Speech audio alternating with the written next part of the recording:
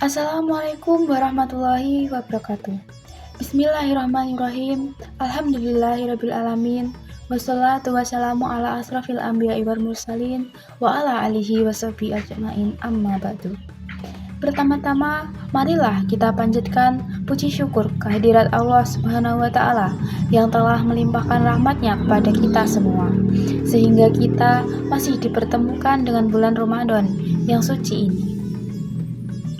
Tak lupa sholawat dan salam semoga tercurah kepada junjungan kita Nabi Muhammad SAW serta kepada keluarga dan sahabat-sahabatnya yang mulia. Hadirin yang dimuliakan Allah, ibadah puasa harus dijalankan dengan penuh ketulusan. Sebagai bentuk ketulusan tersebut, kita harus mempersiapkan ibadah dengan sebaik-baiknya. Persiapan ini dapat berarti persiapan sebelum memasuki bulan puasa atau ketika sudah berada di bulan puasa. Islam mengajarkan agar kita menyiapkan diri sebelum menjalankan ibadah puasa dengan melakukan makan sahur. Makan sahur tidak hanya merupakan persiapan yang bersifat lahiriah untuk menyiapkan energi selama menjalankan puasa, tetapi ada nilai keutamaan tersendiri di luar manfaat jasadiah. Nilai-nilai itu dapat dijelaskan dalam sejumlah hadis Nabi Muhammad SAW dan penjelasan para ulama terhadap hadis-hadis tersebut. Jamaah yang dimuliakan Allah, dalam konteks menjelaskan nilai keutamaan sahur ini, Rasulullah menyabdakan, "Tusabbihu fa innahu fis sahuri barakati." Makan sahurlah, karena dalam makan sahur terdapat keberkahan. Hadis ini diriwayatkan oleh Imam Al-Bukhari dalam kitab Sahih Al-Bukhari. Karenanya, kesahihan hadis tersebut tidak perlu dipertanyakan. Berdasarkan perintah dalam hadis tersebut, para ulama bersepakat disunahkannya makan sahur.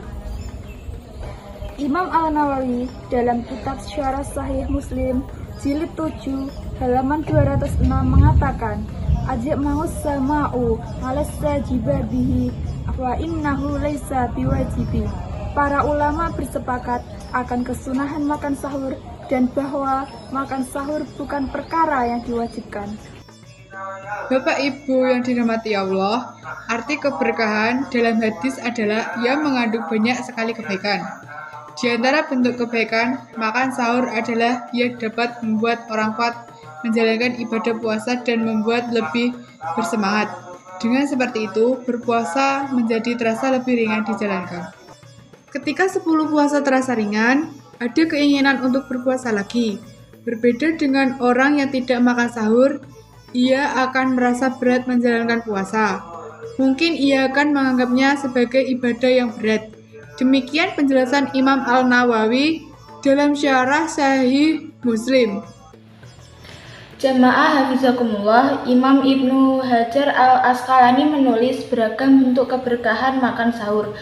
Berkah dalam sahur dapat diperoleh dengan beberapa bentuk, mengikuti sunnah Nabi, menyelisihi ahli kitab, mengambil kekuatan untuk ibadah, menambah semangat, menolak perilaku buruk yang timbul akibat rasa lapar, mendorong sedekah kepada orang yang meminta sahur pada waktu sahur, berkumpul untuk makan sahur bersama, mendorong dilaksanakannya zikir dan doa pada waktu yang mustajab, membaca niat bagi orang yang lupa, membaca niat setelah tidur.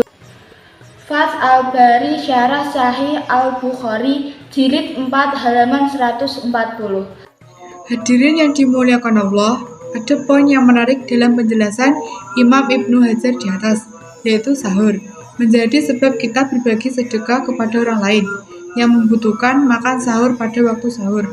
Poin ini penting tidak hanya bagi orang yang bersahur, tetapi bagi orang yang mau menyediakan makan sahur bagi orang lain.